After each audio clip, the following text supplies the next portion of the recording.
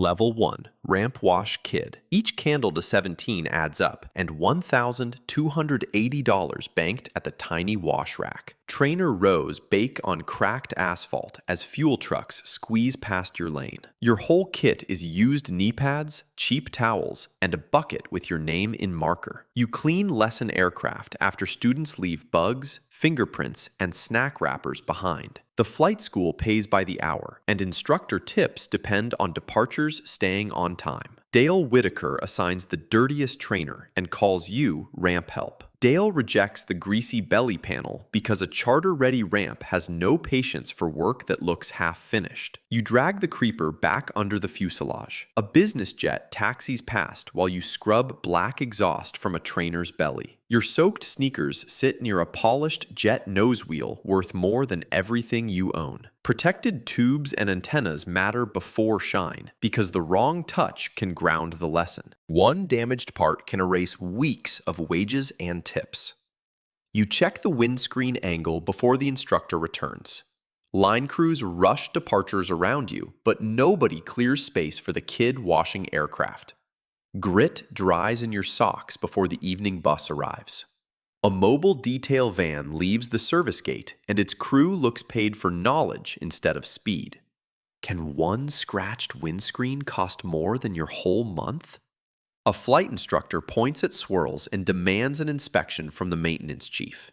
The ramp falls quiet under the flashlight. You plant your knees at the tie-down ring and let the accusation pass. Owners blame the last cleaner because acrylic holds marks and people remember the nearest suspect. Dale says silence matters until maintenance finds the age and direction of the scratches. Cars forgive rough cleaning. Aircraft turn roughness into liability.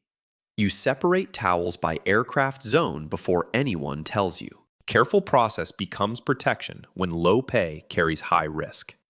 The last trainer reflects sunset after the private ramp empties. Your borrowed ladder feels like equipment, not ownership.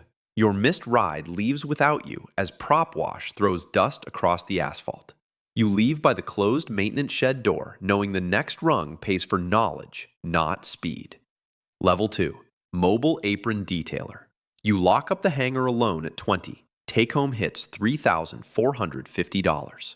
Rental vans reach regional ramps before owners or passengers arrive. The company polo and clipped airport badges make you visible as a technician, not a kid. You travel airport to airport, cleaning aircraft within narrow departure windows. The outfit earns by selling speed, access, and damage-free turnaround. You judge paint, acrylic, boots, aluminum, and leather before work begins. Passengers drink lounge coffee while your dinner waits on the van step. Beacon light rolls across a King Air spinner and the hangar wall. A nervous Beechcraft owner asks what can be polished without thinning paint. Owners pay for preservation because resale follows surface history. Dale spots your contractor badges and no longer calls you ramp help. Dale sends a careful Beechcraft owner your way without praise. And the owner books because Dale risked the introduction. A good referral can reach ramps the company van has not visited. Mechanics work around you while you protect aircraft they must release. Labeled chemical jugs separate dry wash, bright work, and cabin products. The wrong product changes profit into unpaid correction time. If the cleaner caused haze, who absorbs the charter delay? A bad batch flashes dull on a painted panel before the morning schedule tightens. You snap the jug aside before another aircraft gets touched. The boss orders correction tonight because the charter cannot wait. The night bonus turns into pressure under hangar lights. Your hotel bed stays unused while the aircraft keeps its slot. Departure windows control payment, and missing one can void the job. Muscle finishes tasks, but surface judgment prevents expensive emergencies. You start testing products by material before accepting the boss's pace. Mechanics give you room after the aircraft rolls out clean. Your rolling tool case carries your own standards between airports. Rotating beacons fade as the charter taxis away on time. You follow surfaces now because each material carries a different bill. Level 3. One-man tail number hustle. Your wrapped cargo van sits in your drive at $8,900 now. You park outside chain-link gates until airport access clears you in. Deionized water, a generator, platforms, and branded towels make the van a shop. You sell jobs under wings at fly-ins and small-town hangars. Direct owners pay per aircraft, so each booking keeps the employer's cut in your business. Quotes depend on paint condition, size, travel time, and departure pressure. Pilots gather as half a black Bonanza wing turns mirror bright under your inspection light. The demonstration turns strangers into booked tail numbers before lunch.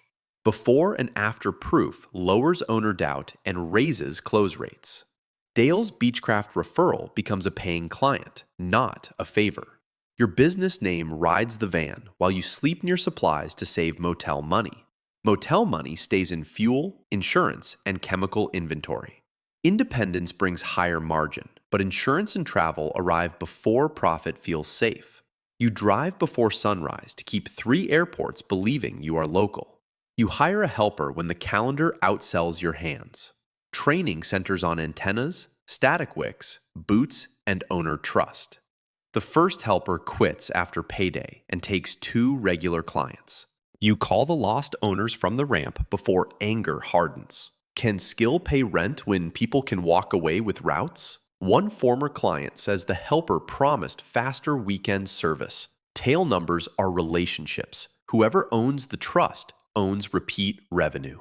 Storm clouds move toward 3 promised aircraft. You triage the weekend by deposits, departure times, and rain risk. A charter operator demands priority because cancellations cost more than polish. Operator work pays better when downtime risk beats cosmetic preference. Growth fails when promises depend on one tired person. You require deposits and assign jobs by aircraft priority, not flattery. Your collapsible platforms fill a hangar corner like a real operation. You stop chasing shine alone and start building schedules people cannot steal. Level 4, Contract Crew Lead. You turn 28 and 2 airport-approved vans pay $17,600 now. Night ramps become your workplace between charter legs and maintenance delays. You lead belly, bright work, cabin, and lab zones around one aircraft. Radios make your crew sound like command instead of hired help.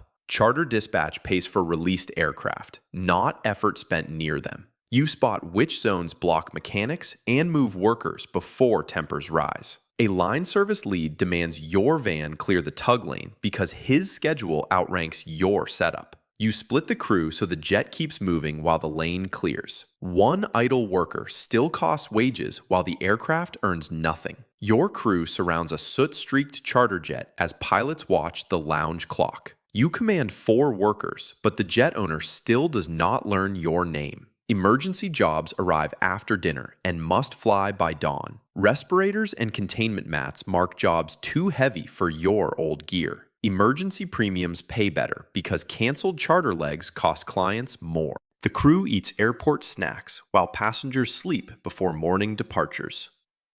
Can one access mistake stop every aircraft you promised tonight? A tired worker props a restricted door during a supply run. Security freezes every crew badge before the charter jet is released. You walk straight toward operations instead of arguing on the ramp. The operations manager says the charter can replace you by sunrise. Access permission is now part of your product, not airport background. You call the charter dispatcher before rumor becomes cancellation. You accept a formal gate procedure before asking for badge release. Operations restores access under escort while the pilots keep waiting. The premium survives because the aircraft departs on schedule. The restricted system can cancel you faster than bad workmanship. Better insurance stops feeling optional after the badge freeze. You study an FBO bay where crews work behind permanent glass. You start selling control and compliance inside a new crew access briefing circle. Level 5, FBO Bay Owner. Permanent hangar signage arrives. You're 33, and $39,800 clears each month. Your corner sits between owner lounges, tug traffic, and apron noise. Embroidered uniforms make the crew look permanent to aircraft managers. You sell owner care plans, while aircraft managers compare downtime windows. Monthly plans pay because owners hate surprise grime before flights. Crew leaders learn to judge leather, paint, windows, and bright work limits. Locked chemicals and meters make the bay feel like aviation maintenance. You shake owners' hands while belly grime still marks your cuffs. The bay turns empty ramp time into packaged, predictable aircraft care. A rain-wet mid-size jet rolls in, and the team transforms it under white inspection towers. Crews move by aircraft size, not by whoever happens to be free. A maintenance supervisor challenges whether your coding will affect inspections. You invite maintenance to watch product choices before owners hear rumors. FBO trust is the gate. Without referrals, the bay becomes rent. Your crew waits for approval instead of celebrating the bigger space. Heated water and LED towers raise expectations along with prices. Will managers keep sending aircraft if paint safety becomes doubtful? A rival shop claims your products are unsafe for aircraft paint. The FBO manager demands proof before another aircraft enters the bay. A public test panel will determine whether the leased bay keeps taking aircraft. You bring the crew forward instead of defending yourself alone. Documented process protects recurring revenue better than personal charm. The crew demonstrates safe material limits under maintenance scrutiny. Maintenance clears the process, and the FBO lets work continue. Reputation now belongs to a repeatable system people can inspect.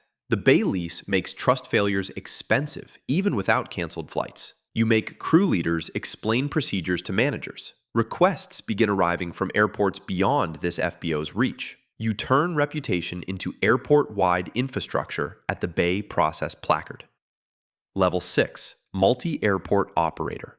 Your mother brags about you now. 39. Take-home hits $86,500. A stormy Friday sends post-weather calls to crews at 5 airports. The company now serves a 3-state business aviation corridor. A dispatch coordinator moves crews while you travel between airports. Contracts pay for reliable coverage, not beautiful aircraft alone. You drive to a failed job because a medevac departure is threatened. A charter operator questions regional rates after one bad cabin. One failed aircraft risks the fleet agreement that feeds multiple crews.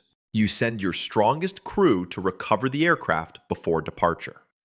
The failure came from training gaps, not laziness. Dale teaches ramp rules under the company logo he once doubted. Airport briefings cover safety, materials, antennas, boots, and cabin judgment. Subscriptions smooth cash flow only if each location performs consistently. Your logo fills ramps while your dinner chair stays empty. Your children know the company van before your evening footsteps. Can the company grow if expertise lives inside one crew chief? A senior crew chief quits mid-season after carrying 3 airports. You call the remaining leads into the hangar before rumors spread.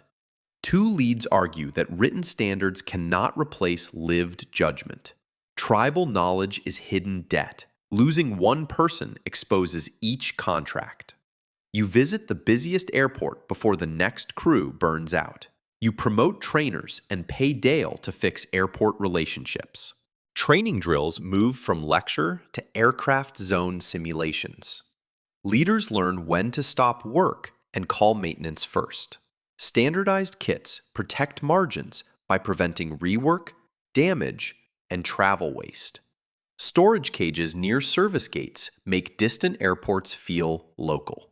Scale means judgment keeps working after distance gets added. Company fuel cards and 20 technicians turn mobility into infrastructure. You build a training machine under the company banner. Level 7, Jet Preservation Brand. A broker calls you founder for the first time, 46, earning $196,000. Brokers now call before owners see listing day aircraft. Your traveling team arrives with enclosed trailers and branded coding cases. Crews prepare resale jets while you move between brokers and inspectors. Resale prep pays because visible condition protects a multi-million-dollar asking price. A Gulfstream glows under lights as teams measure finish and cabin condition. You approve different procedures for composite edges, painted panels, and leather cabins. Coating revenue sticks when owners trust the product on aircraft-safe surfaces. Brokers treat you as authority, but old gloves stay in your kit. A broker from earlier referrals brings you into a private resale walkaround. Quality inspectors clear cabins before photography starts. Lift equipment reaches tails your first ladders could not touch. Training shops pay to learn your standard instead of copying guesses. Certification fees turn your method into income beyond your own crews. A rushed VIP delivery exposes work done by a distant subcontractor. Polishing trails appear across the celebrity owner's jet under arrival lights. The aircraft manager threatens to warn every broker in his network. Can your name scale if strangers control the last panel?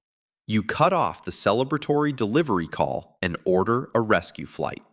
You fly a core team overnight to face the damaged delivery. The subcontract lead blames timing, while the manager refuses excuses. Broker trust is the asset. Damaged trust cancels future referrals. Your senior technician maps the correction plan while you control the room. The rescue team restores the delivery before the owner arrives. Loose licensing sells growth while pushing failure back onto your name. You cancel open licensing and require direct certification for each airport. Slower expansion leaves profitable cities unanswered for months. You test each partner by making them defend the standard aloud. You choose fewer teams, tighter control, and a national standard. Level 8. National Ramp Standard. By 55, you furnish the company-owned flagship aircraft hangar, and $472,000 comes in steady. 4 jets sit nose to tail through wash, coating, cabin, and delivery zones. National badges move crews through secured ramps under your company name. Dispatch routes teams by aircraft need, airport access, and owner schedule. Retained accounts pay for certainty before resale, charter, or VIP departure. You walk zones with leads while aircraft rotate through the building. The quality chief clears antennas, windows, and coatings before release.